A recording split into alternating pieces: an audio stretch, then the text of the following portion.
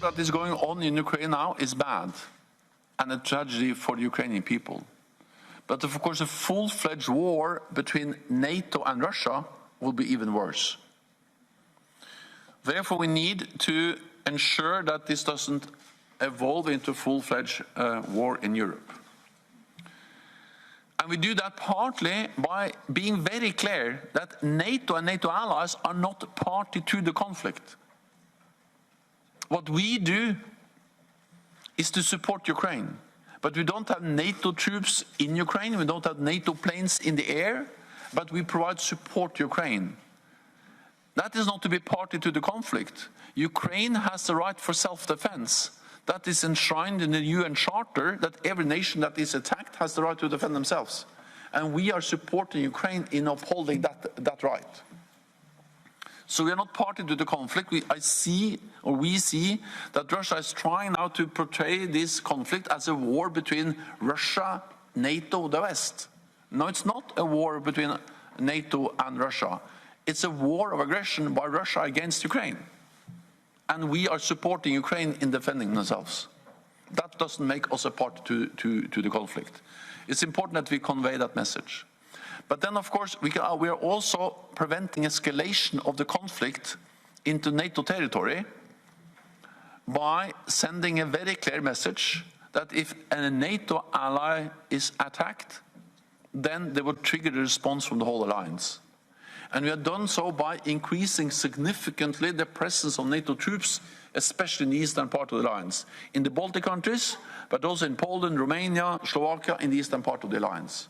More than 40,000 troops now under NATO command, backed by significant, substantial naval and air forces.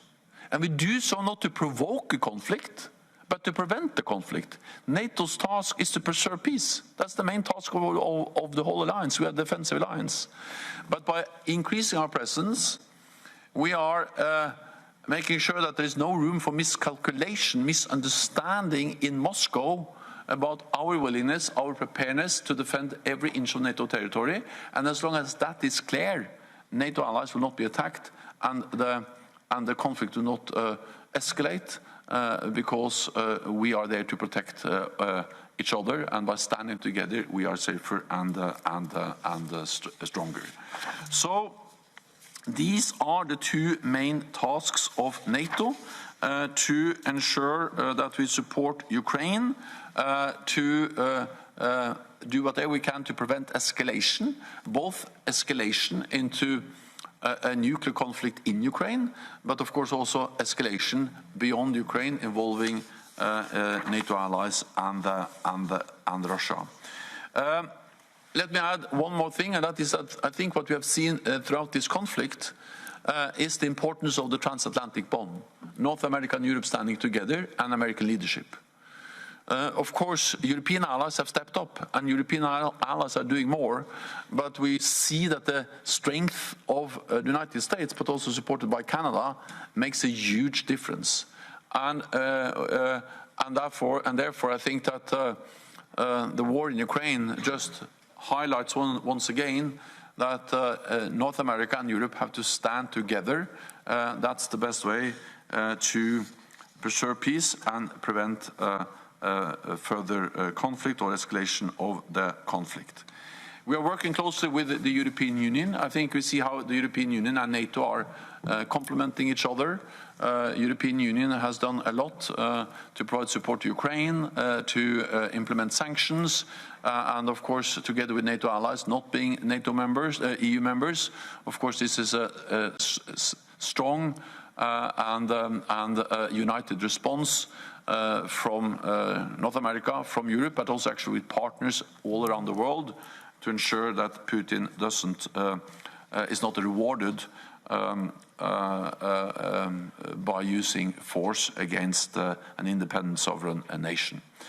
I will stop there just by ending on a message I had actually in this room, I think, some months ago, saying that, of course, we are paying a price as Europeans. Energy costs, inflation, the price we pay for the weapons, the ammunition, the financial support we provide to Ukraine.